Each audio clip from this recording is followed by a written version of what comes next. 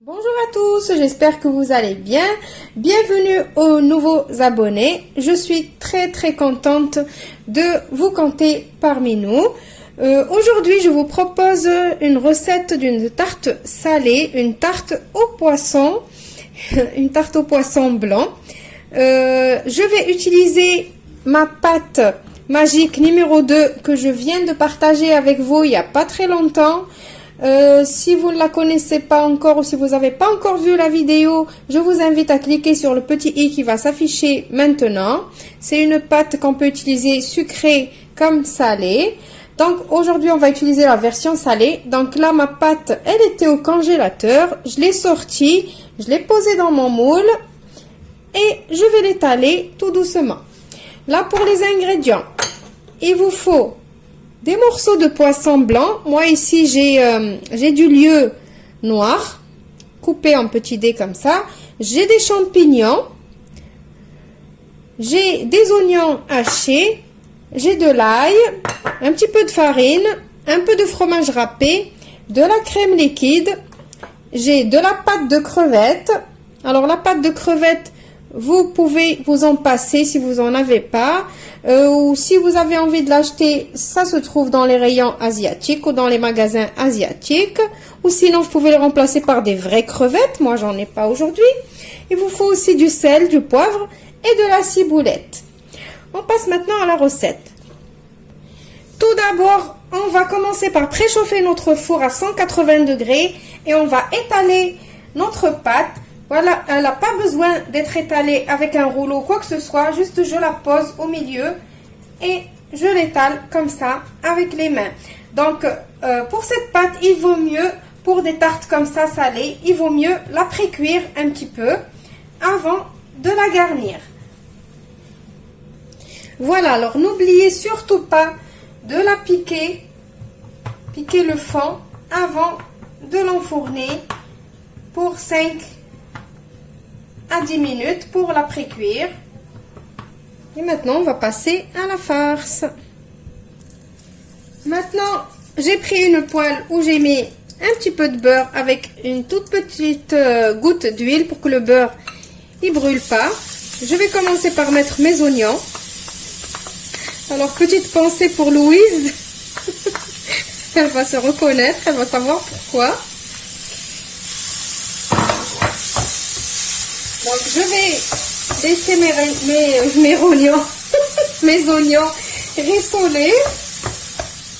Je vais juste mettre un tout petit peu de sel, comme je vous ai toujours habitué de mettre un petit peu de sel pour faire suer rapidement les oignons.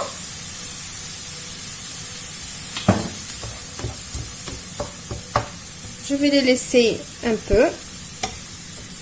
J'ai besoin d'une toute petite coloration. Voilà, mes oignons ont commencé à colorer. Maintenant, je vais rajouter mes champignons.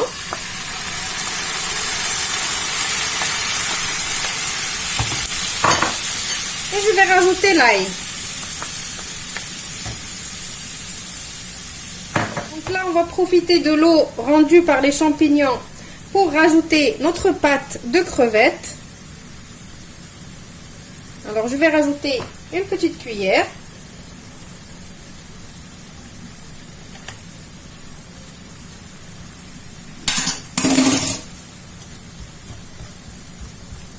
On mélange.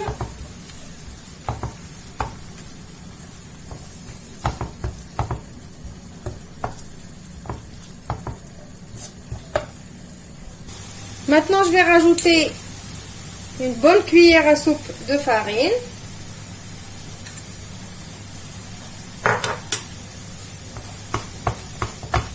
Et je fais revenir cette farine.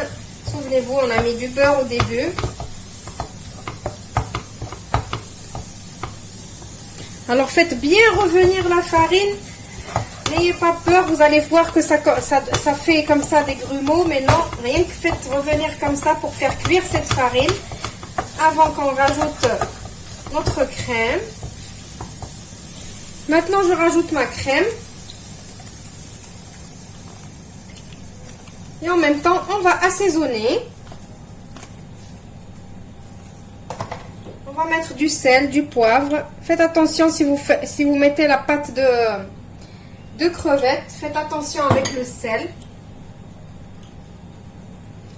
On va mettre du fromage après, donc faites gaffe au sel. Je vais mettre de la ciboulette. Comme c'est de la ciboulette séchée, je vais la mettre maintenant. Et on va mélanger pour essayer d'avoir une sauce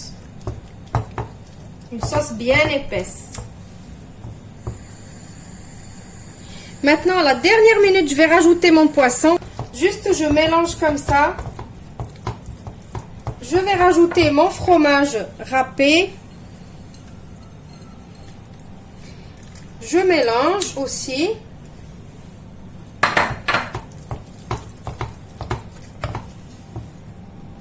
Maintenant, notre pâte, elle est prête. Elle est passée au four pendant 10 minutes. Vous voyez, elle est à mi-cuisson. Je vais mettre ma farce dessus.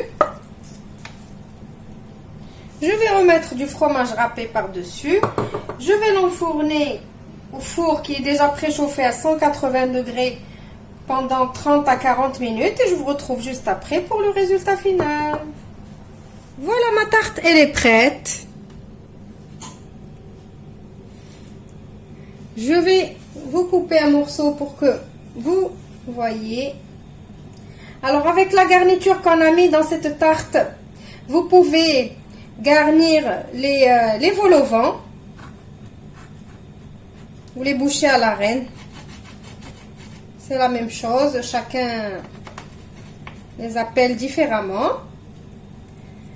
Alors, pour cette tarte, il faut la manger tiède. Quand elle est trop chaude, la garniture, elle est un petit peu liquide. Pas trop liquide, mais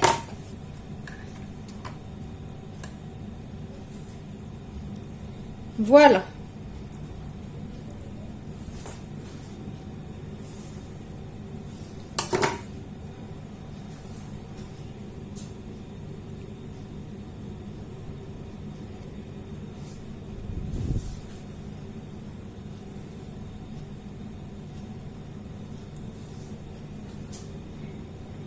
Voilà, donc j'espère que la recette, elle vous a donné envie de la refaire.